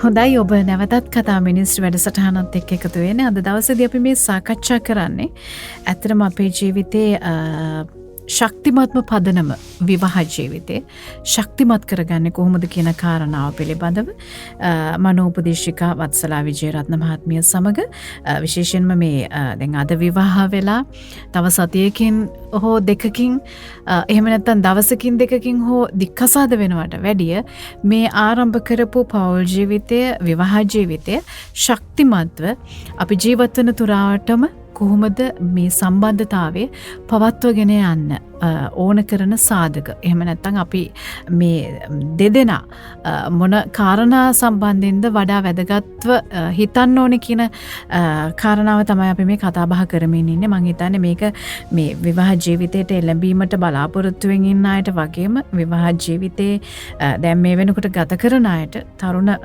ජීවිතවලට වැඩිහිටි ජීවිතවලට මේ කතා කරන කාරණා සියල්ලක්ම වැදගත්. ඉතින් මම ඊළඟට මතු කරන්න සූදානම් වෙන්නේ මේ අපි මේ ගොඩනගා ගන්න සම්බන්ධතාවය ඇතුලේ මානසික සතුට සහ මානසික නිදහස කියන කාරණා කොයිතරම් දුරට අපි මේ ගොඩනගා ගන්න මේ බැඳීම එහෙම නැත්නම් සම්බන්ධතාවය ශක්තිමත් කරන්න උපයෝගී වෙනවද? අපි ඒ ගැනත් කතා කරමු වත්සලා මහත්මිය. ඔව් ඇත්තටම කියනවා නම් අපේ හැමදේටම අපිට අත්‍යවශ්‍යම දේනේ මානසික නිදහස කියන එක. මානසික නිදහස අපිට ගන්න පුළුවන් වෙන්නේ අපි හරි නිදහස. නිදහස කියන්නේ මෙහෙමයි. අපේ පාර්ට්නර්ට අපි නිදහස දෙන්න ඕනේ. නිදහස දෙනවා කියන්නේ මේ හැමදේම අත්හැරලා දානවා කියන එක නෙමෙයි මෙතනින් අදහස් වෙන්නේ. යම් තාක් දුරට එයාගේ දේවල් එයාව විශ්වාස කරන ගමන් එයාව අතාරින්න කියන තැනයි මම කියන්නේ. ෆෝන් එක වුණත් දැන් මගේ ගැන කතා කරොත් මම ඇමරිකාවේ අවුරුදු 20ක් වෙනවා කියලා. නමුත් මම අද වෙනකල් මගේ හස්බන්ඩ්ගේ ෆෝන් එක බලන්නෙත් නැහැ. එයා මගේ ෆෝන් එක බලන්නෙත් නැහැ. ඒ ඇවිල්ලා මේ අපි දෙන්නට දෙන්න මේ එහෙම අර අන්ධ විශ්වාසයකින් ඉන්නවා කියන එක නෙමෙයි. නමුත් අර එහෙම ඒක අපි බලන්නේ මොකද එයා මගේ නිදහස අගය කරනවා මම එයාගේ නිදහස අගය කරනවා. දැන් ඔතනදී තවත් කාරණාවක් මතක් කරන්න ඕනේ. නිදහස දුන්න පළියට නිදහස ආයුධ විදිහට පාවිච්චි කරන්නේ නැති වෙන්න අපි වග බලා ගන්න. ඔව් අනිවාර්යෙන් මොකද පෞල් ජීවිතයක් තුළ මේ විශ්වාසය කියන එක තියෙන්න ඕනේ. මේ විශ්වාසය නැති වුණොත් එතනින් එහාට මං හිතන්නේ පෞල් ජීවිතය හරි අමාරුයි අරන් යන්න. නමුත් මේ විශ්වාසය කියන එක තියන්න දෙන්නම දැනගන්න ඕනේ. ඒ කියන්නේ දෙපාර්ශ්වයේම දේ එන්න ඕනේ. මම මෙයාම විශ්වාස කරනවා කියලා මේ මෙසේජ් දාන්න ඒ දේවල් කරන්න ගියොත් එතන හරි පොඩි හරි සැකයක් ආවොත් එතනින් එහාට හරි අමාරුයි. ඊට පස්සේ කොහොමත් මානසික සතුට නැති වෙලා යනවා. මොකද අපි දැන් ඔය chat එකක් දැම්මත් කතා කරත් හරි පුංචි වෙලාවක සතුටක් වෙනුවෙන් ওই දේවල් කරන්නේ. අර අපේ ජීවිත කාලයේම තියෙන අපේ දේවල් ටික අර පුංචි සතුට වෙනුවෙන් නැති කරගන්න ඕනේ නැහැ. ඒ සතුට අපිට පුළුවන් නම් ඔයාගේ පාර්ට්නර් එක්ක ගන්න. ඒක ඒ පැත්තට හරව ගන්න එක හොඳයි කියලා මට හිතෙන්නේ. දෙන්නත් එක්ක දැන් මානසික සුවතාවය ගැන කතා කරනකොට ගොඩක් වෙලාවට අපි මම අර මුලින් කතා කරා වගේ මයින්ඩ්ෆුල්නස් වගේ වැඩසටහන් ඒ වගේ ප්‍රෝග්‍රෑම්ස් වලට දෙන්නම සහභාගී වෙන තැන් තියෙනවා. ඒ වගේ තැන් වලට අපිට යන්න පුළුවන්. ඒ නැතත් එහෙම එකක් නැතත් අඩුම තරමේ තමන් අදහන මොනවා හරි ආගමක් අදහනවනේ. ඒ ආගම අදහන තැනකට අපිට යන්න පුළුවන්. ඒ දෙන්නත් එක්ක ඊළඟට ඒ දේවල් එක්ක හරි අපේ ඉන පීස් එකක් අපිට දැනෙනවා. ඒකත් එක්ක ඒ මානසික සුවතාවයට තව වැදගත් වෙන දෙයක් තමයි අපි හැම වෙලාවම අපි ප්‍රශ්න වලින් ආතතියෙන් හැම වෙලාවම අපි ජීවත් වෙන්නේ. වැඩ කරන තැන ස්ට්‍රෙස් එක ඒ දේවල් හැම දෙයක්මනේ. අපිට තියෙන එකම සතුට තමයි අපේ පාර්ට්නර්ත් එක්ක ඉන්න එක වෙන්න ඕනේ. අන්න ඒ තැනට අපේ මයින්ඩ් එක හදා ගන්න ඕනේ. එතනදී අර මුලින් කිව්වා වගේ sannivedana කියන එක තමයි මෙතන ප්‍රබලම ආයුධේ. අපි කතා කරන්න ඕනේ. අපි යන්න ඕනේ. අපි එළියට යන්න. හරි පුංචි දේවල් වලින් අයිස්ක්‍රීම් එකක් කන්න එකකින් හරිම පුංචි දෙයකින් අපිට සතුට වෙන්න පුළුවන්. ඒක හැබැයි තමන්ගේ පාර්ට්නර්ත් එක්ක ඒක අපි අර සාමාන්‍යයෙන් අපේ බ්‍රේන් එක අපි කියනවා හරි බ්‍රේන් එක හරි නෙගටිව් නේ. හරිම නෙගටිව් දේවල් තමයි ගන්නෙ. එතකොට අපි පොසිටිව් ස්කිල් කියන්නේම ඒක ස්කිල් එකක්. පොසිටිව් තින්කින් කියන්නේම ස්කිල් එකක්. එතකොට ඒ පොසිටිව් විදිහට අපි බ්‍රේන් එක හදා ගන්න ඕනේ. එතකොට තමයි අපේ ඒ පොසිටිව් වෙනකොට තමයි අපිට ගොඩාක් වෙලාවට මානසික සුවතාවයක් දැනෙන්නේ. හැම වෙලාවම නෙගටිව් වුණාම අපිට හරි අමාරුයි ජීවිතේ ජීවත් වෙන්න. අපි හැම දෙයකම හොඳ දකිනකොට අපිට හරි පහසුයි ජීවිතේ ජීවත් වෙන්න. ඒකින්ද අපිට පුළුවන් නම් අර පොසිටිව් තින්කින් කියන එකත් එක්ක යන්න අපේ ජීවිතේ හරි පහසු වෙනවා. ඉතින් ඒකට පාර්ට්නර්ත් එක්ක ඒ දේවල් ඒ කියන්නේ හැම වෙලාවම අර sannivedanaයත් එක්ක එයත් එක්ක ෂෙයා කරගන්න. හැමදේම හරි පුංචි දේවල්. දැන් ගොඩක් වෙලාවට හස්බන්ඩ් ගෙදර එනකල් සමහරවිට වයිෆ් බලාගෙන ඉන්නවා. එයාගේ මානසික සුවතාවයට එයාට ඕනේ කියවන්න. කියවලා එයාගේ හිතේ තියෙන දේ කියලා ඉවර කරා. ඉතින් හස්බන්ඩ් එන්නේ ප්‍රශ්නක තමයි යා ඔෆිස් එකේ වැඩ කරලා එන්නේ. එයාත් එනකොට අයියෝ කියවන්න එපා මෙහෙමයි කියන එක නෙමෙයි. එයාට පුංචි වෙලාවක් අරගෙන එයාට පුළුවන් නම් එයාගේ වයිෆ් කියන කතාව අහන්න. ඒක තප්පර ගානකට. ඇත්තද මෙහෙම වුණාද කියන කතාව අහන්න. එතකොට හරි සතුටුයි. එතකොට වයිෆ් ඊට වඩා එයා වැඩ කරනවා දවසේ. එතනින් හට රෑ තියෙන වැඩ ටික කියන්නේ රෑ කෑම හදනවා ඒ දේවල් එයා ඊට වඩා උනන්දුවෙන් එයා කරනවා. දැන් එනකොටම මෙයා ගණන් ගත්තේ නැති වුණාම එයා එතන එහෙම ප්‍රශ්නකුත් තියෙන. ඝට්ටනයක් එනවා. ඔව්. ඉතින් ඒකින්ද අපිට පුළුවන් නම් ඒක තප්පර ගානක්. ඒක ඇත්තටම එහෙම කියන එක සාමාන්‍ය සමහර ලාට අසාධාරණ පුළුවන්. මොකද හස්බන්ඩ් ඉන්නෙත් ලොකු ප්‍රෙෂර් එකකින් ගෙදර යත් එන්නේ ප්‍රශ්නකින් එයා එන්නේ රිලැක්ස් වෙන්න. මොකද අර අපි ගොඩක් වෙලාවට හරි ගැහණු පිරිමි කියන පාර්ශ්ව දෙක ගත්තම හරිම වෙනස් චරිත දෙකක්නේ. මෙතන ගැහණු අය හරි කැමති මේක කියවලා එයාගේ සතුට ගන්න. නමුත් පිරිමි අය කැමති හුදකලාවේ එයාගේ සතුට ගන්න. ඔහොම එකක් තියෙනවා. අනිත් එක තමයි දැන් ඔය මානසික සතුට ගැන කතා කරනකොට මානසික සතුට දෙපාර්ශ්වයටම නැති කරන ඩිවයිස් එකක් තමයි මේ ෆෝන් එක කියලා කියන්නේ නේද? ඔව් ඇත්තටම මේ ඔය මම කියනකොට මට මතක් වුණේ මේ ළඟදී ආපු කේස් එකක්. ඉතින් අර එයා හොයන්නේ නවකතා කියවන්න. ෆෝන් එක පැය 24 මෙයා නවකතා කියනවා. නින්දක් නැහැ. බෙහෙත් ගන්න තත්ත්වෙට මේපත් වෙනාට ඒ කියන්නේ අපේ ඇඩික්ෂන් එකක්නේ. අපි සාමාන්‍යයෙන් ඇඩික්ෂන් එකක් කියලා කියන්නේ අපේ ජීවිතය අපේ දිනදා දේවල් වලට මොනවා හරි බලපෑමක් සිද්ධ වෙනවා නම් ඒක අනිවාර්යෙන් ඇඩික්ෂන් එකක්. එතකොට ඒ විදිහට අනිවාර්යයෙන්ම අපි ස්ක්‍රීනින් ඇඩික්ෂන් එකක් එන්න පුළුවන්. එතකොට අර පොඩ්ඩක් අපි දැන් අපි උනත් දන්නවනේ අපි මොකක් හරි Facebook එකේ පොඩ්ඩක් ගත්තොත් අපිම දන්නේ ඒක අපි යනවා තව අපිට කැමති දේවල් එකක් පෙන්නනවා. අපි සාමාන්‍යයෙන් කියනවානේ ෆෝන් එක තමයි අපිව තේරුම් ගන්න කියලා. මොකද අපි මොකක් හරි බැලුවොත් අපිට ඒක පෙන්නනවා. එතකොට අපි ඒකට යනවා. ඒකෙන්ද අපි පොඩි ඒකට වෙලාවක් තියාගන්න ඕනේ. මේ වෙලාව ගොඩක් වෙලාවට ෆෝන් එක රැට ඇඳට ගියාම ගොඩක් අය ගන්නවා. ඒ වැඩේ කරන්නේ නැතුව උදේ නැගිට ගමනොත් ෆෝන් එක ගන්නවා. අන්න ඒ දේවල් කරන්න හොඳ නැතුව ඒ කාලේ තමන්ගේ පාර්ට්නර්ට දෙන්න පුළුවන් නම් මං කියන්නේ මේ 100%ක්ම ෆෝන් එකෙන් ඈත් වෙන්න කියලා අද වැඩ කරන සමාජය තුළ අපිට ඒක කරන්න බෑ. ඒ ෆෝන් එක පාවිච්චි කරන ගමන් ඒකට යම්කිසි කාලයක් දීලා ඉතින් එහාට අර කාලේ ඒක හදාගන්න ඕනේ වයිෆ් එක හරි ක්වොලිටි විදිහට. ඒ ටයිම් එක ගෙවන්න. ඉතින් මේක හැමදාම කරනකොට අර මං කියන්නේ එකාකාරී කියලා. ඒකින්ද තමයි අර අපි කියන්නේ පොඩ්ඩක් වෙනස් වෙන්න. පොඩ්ඩක් එළියට එන්න. දැන් මේක හොඳම උදාහරණයක් තියෙනවා. අපිට මොනවත්ම දෙයක් නැත්නම් හවස් වරුවකට අපිට පුළුවන් මිදුලට ලස්සන රෙද්දක් දාලා එතන ලස්සන මල් වාස් එකක් තියලා බිස්කට් එකක් තියලා තේ දෙකක් තියලා අපිට එළිය බිම වාඩිලා අපිට පික්නික් එකක් ගියා වගේ අපිට තේ එකක් බොන්න පුළුවන්. හරි ඒ වගේ හරි චූටි දේවල් වලින් අපිට දේවල් වෙනස් කරගන්න පුළුවන්. ඒකෙන් අපිට ලැබෙන සතුට අපිට දරා ගන්න බෑ සමහර ලාවට. දැන් මම ওই වගේ පොඩි ට්‍රික්ස් කිව්වම කියන ඒගොල්ලන්ගෙන් එන ෆීඩ්බැක් එක හරිම වැදගත්. මේ හරි අපි හිතන්නේවත් නැහැ සමහර ලාට. ඒ වුණාට ඒ වගේ දේවල් වලින් අපේ ජීවිතේ ගොඩාක් දේවල් වෙනස් කරගන්න පුළුවන්. මං හිතන්නේ දැන් ඔය වගේ පුංචි දේවල් අපේ ජීවිතයට එකතු කරගන්න අපි උත්සාහ කරන්නේ නැත්නම් සමහර වෙලාවට දැන් අර අපේ වටපිටාවත් එක්ක ඉන්න පිරිස ඉන්නවනේ. මේගොල්ලෝ අපි ගැන මොනවා හිතයිද? ඔන්න ඔය වගේ ආකල්ප තියෙනවනේ. මේක නිකන් බොළඳ වැඩක් කියලා හිතයිද? අර එහෙම හිතන නිසාදෝ මන් දන්නේ අර ජීවිතේ අලුත් කරගන්න ඕනේ කරන දේවල් අපි ලං කරගන්නේ නැහැ කියලාත් හිතෙනවා මේ. ඔව්. ඇත්තට මම හිතනවා මේ බොළඳකම හරි ලස්සනයි කියලා. මොකද අපිත් හරි ආසනේ කොච්චර වයසට ගියත් එහෙම බොළඳ ඉන්න. ඔය වහින වෙලාවට පොඩ්ඩක් වැසෙතේ මෙන්න. මේ ඒ කියන්නේ මම හිතන්නේ මේ බොළඳකම අපේ කොයි වයසට ගියත් අපි අපේ මොකද අපි ගැහණු චරිතයක් විදිහට ගත්තම අපේ ඇතුලේ ඉන්න පොඩි ළමයෙක් එක පැත්තකින් ඉන්නවා අනිත් පැත්තෙන් හරිම සුන්දර තරුණියක් ඉන්නවා. ඉතින් ඒ තරුණිය හරි කැමති යා ඉස්කෝලේ යන කාලෙන් අවුට් වෙලා සමහරවිට අපිට තාම හිතෙනවනේ අපි තාම ඉස්කෝලේ යනවා ඇති. මේ තාම මේ කැම්පස් යන කාලේ වගේ ඒ වගේ හැඟීමක් අපිට එනවා. මොකද අපේ ඇතුලේ තාම ඒගොල්ලන් ජීවත් වෙනවා. අපි යාලා මරලා දාලා මේ ජීවත් වෙන්න උත්සාහ කරන තැන තමයි උතන අපි හරි අනිත් අය මොනවද හිතන්නේ ඒ දේවල් එහෙම නෙමෙයි. මම නම් හිතන්නේ අපි ඒ වෙලාවේ විඳින්න ඕනේ. හරිම සුන්දර විදියට අනිත් අය කියන දේවල් දැන් ලංකාවේ ලොකු ප්‍රශ්නයක් තියෙනවනේ. දැන් අනිත් අය මට මොනවා කියද මාව ජජ් කරයිද? මම හිතන්නේ ඒක ගැන හිතන්න එපා. තමන්ගේ ජීවිතේ විඳින්න ඒ මොහොතේ. මොකද හරි ඒ බොළඳ වෙන තැන දැන් මට හම් වෙනවා ගොඩක් වෙලාවට කාන්තාව ඉස්සරහට හොඳ රස්සා කරගෙන යනකොට බෑ මට මේ විදිහට ඇසිරෙන්න බෑ. මම මේ සමාජයේ තැනක් තියෙන කෙනෙක්. ඒ වගේ ඒ දේවල් හිතෙනවා. නමුත් මං හිතන්නේ අපි වෘත්තිය අපි මොනවා දේ කරත් එතනින් එහාට අපි ඇවිල්ලා බලවම අපි සාමාන්‍ය කාන්තාව. ඒ කාන්තාව තුල ඉන්න ඒ ඉන්න ඇතුළේ ඉන්න කෙනාට ජීවත් වෙන්න ඉඩ දෙන්න. එතකොට හරිම සුන්දරයි ජීවිතෙත් සුන්දරයි. එතකොට පෞල් ජීවිතේ හරි ලස්සනයි. එතකොට මම විශ්වාස කරන දෙයක් තමයි කොච්චර හස්බන්ඩ් කොයි වයසක හිටියත් මොන දේවල් කරත් එයා හරි කැමති තමන්ගේ බිරිඳව හරි පොඩි විදිහට දකින්න. එයාගේ බොළඳකම් වලට ආදරේ. සමහර එහෙම අකමැති දෙන්නෙක් තුන් දෙනෙක් ඉන්න පුළුවන්. නමුත් බහුතරයක් ගත්තම එයාලගේ තියෙන සුකුමාලකමට හරි කැමති. ඒක සමහර ලාවට ඔය අනියම් සම්බන්ධතාව ගැන අපි කතා කරනකොටත් මම දකින දෙයක් තමයි ඒ වගේ තැන්වල පොඩ්ඩක් බැඳෙන්න යන ප්‍රමාණය වැඩි.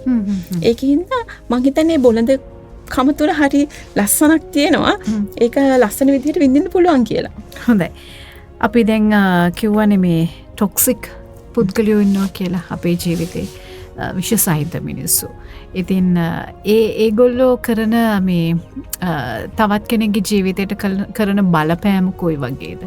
සහ මේ විවාහ සම්බන්ධතාවයේදී අනිත් එක ඒ වගේ පුද්ගලයන්ට විවාහ ජීවිතයක් ගත කරන්න බැරිද? ඔන්න ප්‍රශ්න දෙකක් තියෙනවනේ. අපි ඒ දෙකත් කතා කරමු. දැන් ගොඩක් කතා කරන මාතෘකාවක් වෙලා තියෙනවා සමාජය තුළ ටොක්සික් රිලේෂන්ෂිප්ස් ගැන. මෙහෙමයි. ටොක්සික් කියලා අපි සාමාන්‍යයෙන් කියන්නේ ගොඩක් වෙලාවට නෙගටිව් ඍණාත්මකව හිතන ඍණාත්මක කතා කරන අපි ওই පැත්තට ඇදලා දාන චරිතයක් තමයි සාමාන්‍යයෙන් ටොක්සික් කියලා කියන්නේ. ඉතින් ඒ විදිහට ඒගොල්ලන්ට රිලේෂන්ෂිප් එකේ ඉන්න පුළුවන්ද බැරිද කියන එක තීරණය වෙන්නේ එයාලගේ ඒ ගන්න තීරණ මත. මේක එක එක තත්ත්ව තියෙනවා. සමහර අය ගහනවා බනිනවා. ඒ වගේ තැන්වලදී අපිට කියන්න බෑ මෙයා ඉන්න ඕනේ. ඒ වගේ තැන්වල මම නම් හිතන්නේ හොඳම දේ තමයි ડોක්ටර් කෙනෙකුට පෙන්නන එක. එහෙම නැත්නම් ටොක්සික් කියලා මේ හැමම පුංචිම දේම අපි අතාරින්න හොඳ නැහැ. දැන් ගොඩක් සමාජය තුළ අපිට එනවා දැන් කොහෙන් හරි ආටිකල් එකක් දැක්කොත් මොකක් හරි දැක්කොත් මෙයා ටොක්සික් කියලා අපිට අවිලා කියනවා. ඉතින් ඇත්තටම හොයලා බලනකොට එතන ඒ ටොක්සික් කියලා ගත යුත්තක් නැහැ. සාමාන්‍ය තරහ යෑමක් තමයි තියෙන්නේ. අර ඒකෙන්ද අපි මේක හරියට තේරුම් ගන්න ඕනේ මේ ටොක්සික් කියලා කියන්නේ මොකක්ද කියන එක. දැන් මේක මට කියන්න බෑ මේක ඔයා ඉන්න ඕනේ මේ සම්බන්ධතාවය තුළ. ඒක තමන්ගෙන් එන්න ඕන දෙයක්. මට මෙයාත් එක්ක ඉන්න පුළුවන්ද? මෙයා දැන් ඇත්තටම ගහන බනින තැනක අපිට ඉන්න බෑ. මෙයා එතකොට අනිවාර්යෙන් ඒක ප්‍රශ්නයක්. ඉතින් එහෙම නැතුව මෙයා බනිනවා නම් බනින්නේ මොකක්ද හේතුව? දැන් සමහර වෙලාවට ඔය ටොක්සික් කිව්වම බනිනවා. අපිට ඒක චක්‍රයක් වගේ තියෙනවා. නාසිස්ටික් ගත්තම එයා ගහනවා බනිනවා ආය ආදරය කරනවා ආය ගහනවා බනිනවා. ඒ විදිහට රවුම යනවා. ඉතින් ඒ පුද්ගල තත්ත්වවල සමහර අයට ඒ තත්ත්වවල ඉන්න පුළුවන් කියලා කියන්නේ මේ ගුටි කකා ඉන්නවා කියන එක නෙමෙයි. එයා මොකද්ද ඒ තත්ත්වෙන් අපි කතා බහ කරලා විසඳ ගන්න පුළුවන් තැනක ඉන්නවා. සමහර තැන් තියෙනවා කතා බහ කරලා විසඳ ගන්න බෑ. ගොඩක් වෙලාවට නාසිස්ටික් කිව්වම එහෙම ටිකක් අමාරුයි ජීවත් වෙන්න අමාරු චරිත. නමුත් වෛද්‍යවරයෙකුට පෙන්නලා හරි එහෙම නැත්නම් මොකක් හරි ඒ වගේ තැනකට පෙන්නලා අපිට බලන්න පුළුවන් මොකද්ද මෙයාගේ තියෙන ප්‍රශ්නේ කියන එක. එතකොට අර ටොක්සික් රිලේෂන්ෂිප් කියලා ගත්තම අර වගේ දැන් මම උදාහරණයකට ගත්තොත් ටොක්සික් කියලා අපිට හැමෝම අතාරින්න බෑනේ. සමහර ලාවට අපිට සිද්ධ වෙනවා අපේ අම්මා තාත්තා ඒ විදිහ වෙන්න පුළුවන්. පවුල එතකොට අපිට අපිව රැකගෙන ජීවත් වෙන්න පුළුවන් නම් අපිට පුළුවන් ඕන කෙනෙක් එක්ක ජීවත් වෙන්න. මම මේ කියන්නේ අමාරු රිලේෂන්ෂිප් එකක ඉන්න කියන එක නෙමෙයි. නමුත් අපිට ඒකයි මම කියන්නේ අපිට අපිව පරිස්සම් කරගෙන අපේ හිත හදාගෙන ඉන්න පුළුවන් නම් අපිට ඕනම පුද්ගලයෙක් එක්ක ඉන්න පුළුවන්. දැන් ওই ටොක්සික් ගැන කතා කරනකොට මට එක පුද්ගලයෙක් ඇවිල්ලා කියනවා එයාගේ බොස් ටොක්සික්. ඊට පස්සේ මම රසයෙන් අයින් වෙලා යනවා. මං හිතුවා දැන් ඊළඟ එක්කිනා එහෙම වුණොත් ඊළඟ යන තැන එහෙම වුණොත් ඔය එතනිනුත් අයින් වෙනවා. එතකොට ඉවරයක් නැහැනේ. මං කියන්නේ ඒගොල්ලන්ට එක මේ අමාරුවෙන් රණ්ඩු කරගෙන ඉන්න කියන එක නෙමෙයි. නමුත් Tamanට Tamanව රැක ගන්න පුළුවන් විදිහට Tamanගේ මනස හදාගත්තොත් මම විශ්වාස කරනවා ඒ කෙනාට ඕනම කෙනෙක් එක්ක ජීවත් වෙන්න පුළුවන් කියන එක. නමුත් මේ ගහන බනින තැනක ඉන්න කියන එක නෙමෙයි මම මේ කියන්නේ. මොකද දැන් එයාගේ අර ওই ටොක්සික් බොස් ළඟ කතා කරොත් එයා කියනවා හැම වෙලාවෙම බනිනවා. එතකොට ඒ බනින්න එක මොකක්ද හේතුව? හරි හේතුවක්ද වැරදි හේතුවක්ද?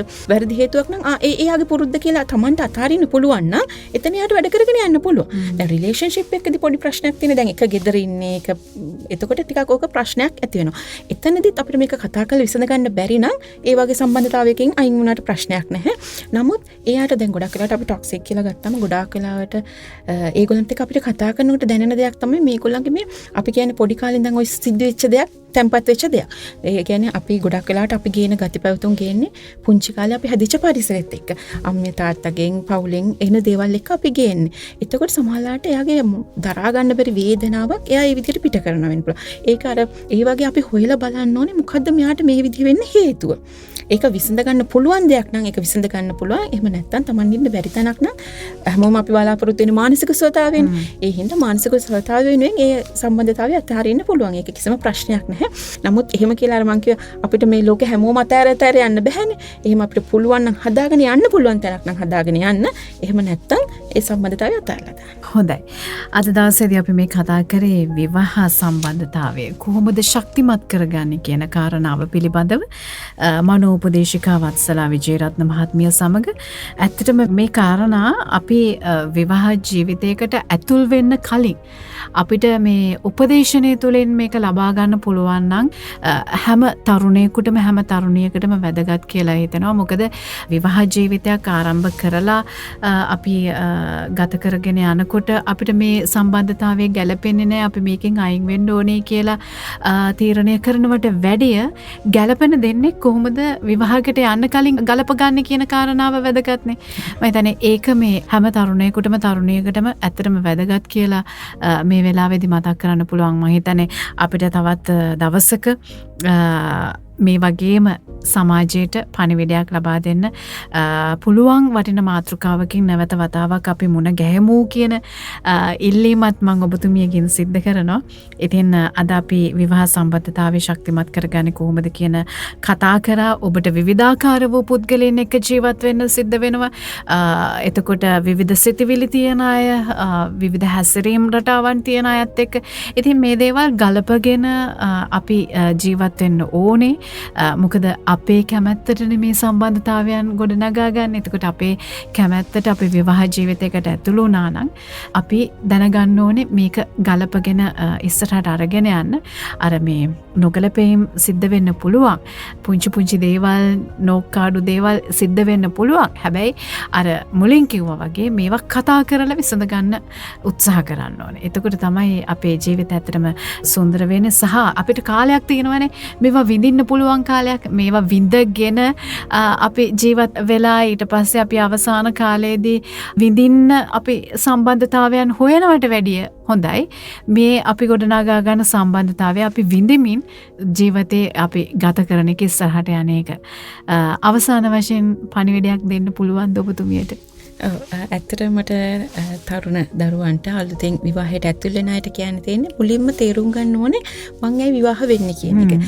ඒ ගැන දැනුවත් වෙලා දැන් මම අර මුලින් කිව්වා වගේ ගොඩක් වෙලාවට වෙඩින් හෝල්ස් ඒක තියන්න එක පැත්තකින් ඒව කරාට කමක් නැහැ. නමුත් මූලිකත්වය දෙන්න මෙයා මට ගැලපෙනවද? මේ ගැලපෙනවා කියන්නේ 100% ගැලපෙනවා කියන එක නෙමෙයි. Tamanට යම්කිසි ගමනක් යන්න පුළුවන් කමිට්මන්ට් එකක් දෙන්න පුළුවන් කෙනෙක්ද මෙයා කියන එක. ඒකත් තේරුම් අරගෙන Taman කවුද කියන එක Taman තේරුම් ගත්තොත් Tamanට අවශ්‍ය මොන වගේ කෙනෙක්ද කියන එක තමන් එතකොට දන්න මං ආස මේ දේවල් වලට එතකොට මෙයා මේ දේවල් වලට දෙයක් දෙන්න පුළුවන් කෙනෙක් කියන එක අන්න ඒක තේරුම් අරගෙන විවාහ ජීවිතයකට ඇතුල් වෙන්න. හොඳයි. බොහොම ස්තුතියි. අපි තවත් දවසක මුණ ගැහෙමු. ඒ මනෝපදේශිකා වත්සලා විජේරත්න මහත්මිය.